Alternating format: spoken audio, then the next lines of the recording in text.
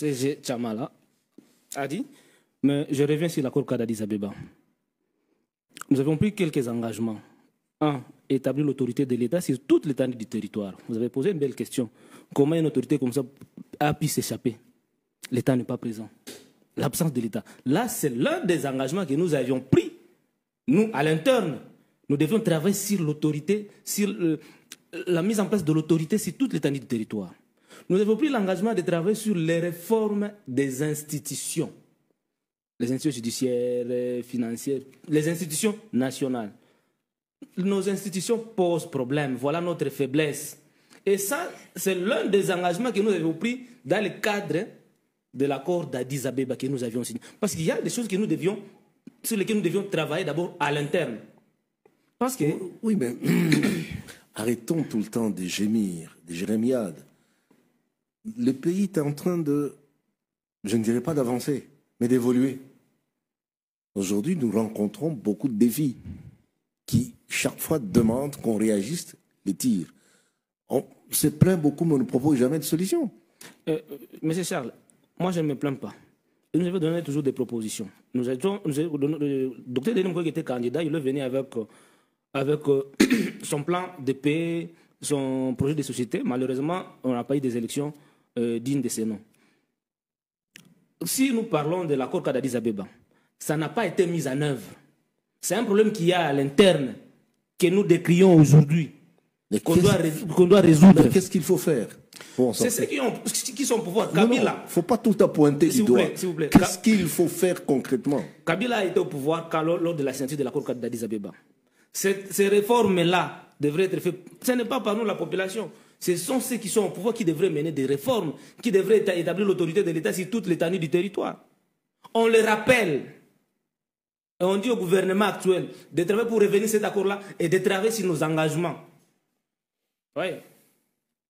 C'est compliqué. Nos frontières sont poreuses. L'M23 est entré à Bunagana comment? Avec la complicité de l'Ouganda. Ça c'est déjà un problème. Est-ce que nous n'avons pas la police des frontières? Ici à Bichungobila, les gens traversent n'importe comment. Ce sont des moyens qui échappent aussi à l'État.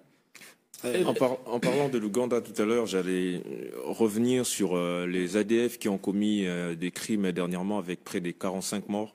Denis Mukwege a toujours fustigé la coalition entre UPDF et les FRDC dans la traque des ADF justement. Mais aujourd'hui, on a l'impression que ce groupe est difficile de défaire. Qu'est-ce qu'il faut en fait pour défaire le ADF? Parce qu'on a l'impression qu'on est focus sur le M23, qu'on oublie les autres groupes armés finalement. Mukwege a interpellé le gouvernement sur l'externalisation de sécurisation des Congolais. Ce n'est pas une armée extérieure qui doit venir sécuriser les Congolais. Ça, c'est une grosse erreur. Ces gens-là, le Rwanda et le Burundi et l'Ouganda, veulent gérer les rebelles de leur pays chez nous. Nous, la communauté internationale, nous avons à un moment donné obligé de nous asseoir sur une même table à San City. Nous avions négocié, on avait eu une lueur de paix, une paix précaire.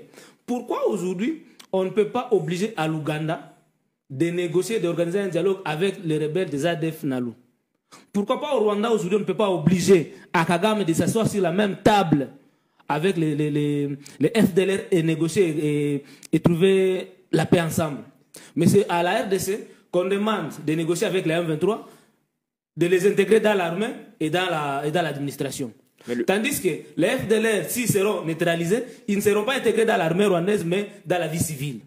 Les rapports des forces sur terrain, les lobbying, la reconnaissance internationale jouent un rôle. Mais non, c'est ça, mais c'est qu'il y a. Le problème, nous en avons ici à l'interne. Nous devons d'abord chercher à redorer notre image vis-à-vis des partenaires étrangers. Est-ce que le problème n'est pas du fait qu'on ne sait pas trop qui est-ce qu'on envoie négocier? Quand Kinshasa va négocier avec les rebelles ou avec un autre État, on se pose toujours la question de savoir, mais est-ce que ces gens qui vont négocier pour le compte de la RDC, est-ce qu'ils se sont assez imprégnés sur la situation qui prévaut dans notre pays? Parce que quand vous regardez en face, vous avez des personnages qui connaissent quand même l'histoire de leur pays, mais alors que de notre côté, on a l'impression que ce sont des nouvelles têtes, des nouveaux visages. Est-ce que vous ne pensez pas que le problème peut être aussi à ce niveau-là? En coulisses, j'ai évoqué cette question-là avec M. Charles. Qui sont les experts congolais que nous envoyons dans les négociations? En ont-ils la maîtrise de la situation que nous vivons à l'Est. Par contre, les Rwandais, quand vous voyez les experts que les Rwandais envoient dans les négociations, les gens que l'M23 envoie dans les négociations, ce sont des routiniers de ces conflits. Quand vous prenez M. Bompini, je crois que c'est Bompini comme ça du M23, il a été au RCD, il a été au CNDP, il est aujourd'hui au M23. Un routinier de ces conflits, il connaît les tenants et les aboutissants. Par contre, nous avons pris qui? Les experts congolais dans ces domaines ici, c'est qui? L'actuel gouverneur de la Banque centrale, j'ai vu qu'il faisait partie de la délégation. Mais non, dans les conflits, dans les problèmes de l'Est, vraiment. Monsieur Wamesa. Wamesa André. Wamesa André, qu'est-ce qu'il connaît? Est-ce qu'il a la maîtrise de ces situations-là? Vous proposerez qui, par exemple? Mais il y a des experts. Je vais vous donner un exemple simple. Le professeur Toumba Loba. Je prends seulement dans la volée comme ça. Il est au mécanisme national de suivi. Parce que l'accord cadre d'Addis Abeba, le mécanisme national qui est la conséquence de ces signatures-là, existe. Ils sont là, ils sont en train de travailler. Et ils ont, je crois, proposé au gouvernement congolais de revenir sur l'accord cadre d'Addis Abeba, qui est de se jeter dans les différents accords sur lesquels nous sommes en train de nous perdre aujourd'hui. Donc le professeur Toumba n'a pas été affilié dans les négociations. Il maîtrise la question du Grand Lac comme jamais. Il est là. Est-ce qu'il dans tout ça, il prend part? Vital Kamerhe a été un grand négociateur à San City. Président de l'Assemblée nationale aujourd'hui. Ils sont nombreux des Congolais qui ont la maîtrise. Il y a des gens qui ont vécu dans leur chair les conflits à l'Est, qui sont à Kinshasa, qu'on ne regarde même pas. On prend des gens qui viennent, je ne sais pas moi, de nulle part. Qui renie notre narratif à l'interne et par épouser les narratifs rwandais. C'est dans l'accord où on parle aujourd'hui d'élever. Donc on suppose que le Rwanda a pris des mesures de défense contre la RDC par rapport aux FDLR qui pourraient sembler être une menace à leur gouvernement. Et il les faut dans notre pays. Et nos experts acceptent ça. Mais non, quand même. Ok, et donc justement, cette problématique de l'accord, on en avait parlé ici également avec le professeur Kabangé, Christian Kabangé, qui s'était dit, bah, nous on est là, on n'est pas consulté, on n'est pas pris en compte. Il y a d'autres personnes d'ailleurs qui n'apprécient pas le terme lever des mesures de défense, alors qu'il faudrait que les RDF puissent quitter les territoires congolais, mais alors qu'on parle de lever des mesures de défense, alors qu'il y a les éléments de l'armée rwandaise qui sont bel et bien sur notre territoire. Mais l'accord prend en compte également la résolution 2773. C'est pas comme si ça écartait cette question. Moi, je suis économiste, vous êtes juriste. Hein? Vous êtes juriste, moi, je suis économiste. On parle de la résolution 2773 dans le préambule, seulement dans une phrase. Mais dans la suite de l'accord, nulle part on a fait mention de la présence du RDF sur le sol congolais. On conditionne la sortie du RDF par, n'est-ce pas, la neutralisation des FDLR. C'est une reconnaissance implicite. Mais oui, de qui? De la RDC.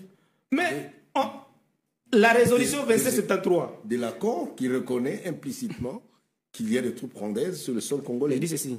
La résolution 2773 de l'ONU, votée par les 5 pays qui ont le droit de veto au Conseil de sécurité, et tous les pays membres de ce conseil-là, ont exigé à ce que les Rwandais puissent quitter les sols congolais. Mukwege a travaillé au niveau international en fait que des sanctions pèsent sur le Rwanda. Et à l'interne au Rwanda, la population rwandaise commençait déjà à gémir. Il y avait déjà une pression interne sur Kagame qui allait pousser Kagame à se retirer, à agir dans le sens de la résolution. Cependant que Mukwege est en train de travailler, qu'on retrouve les émissaires congolais et rwandais à Doha. Le président Kabila Tshisekedi et le président Kagame au Rwanda. Ça anéantit en quelque sorte les lacs qui étaient déjà en cours. Même les États-Unis, qui nous met aujourd'hui sur la même table, mais ça tardait, monsieur. A pris des sanctions contre quelques figures. On a contre Laurence Kanyuka du M23, le porte-parole, quelques officiers rwandais. C'était déjà une pression. Et quand vous suivez Kagame, quand il parle à la télé, sa dernière sortie, il parle avec dedans les sanctions qui étaient déjà. Parce qu'il sait que non, avec sa stratégie, il a affaibli la démarche là. Donc pour vous, on a obsculté, c'est ça? On a obsculté la résolution 2773. Je pense que la diplomatie congolaise a marché sur la résolution 2773. Et justement, les deux présidents congolais et rwandais sont attendus dans les jours qui viennent à Washington, à la Maison Blanche, pour justement l'accord final de paix entre les deux pays et au niveau des Doha, les discussions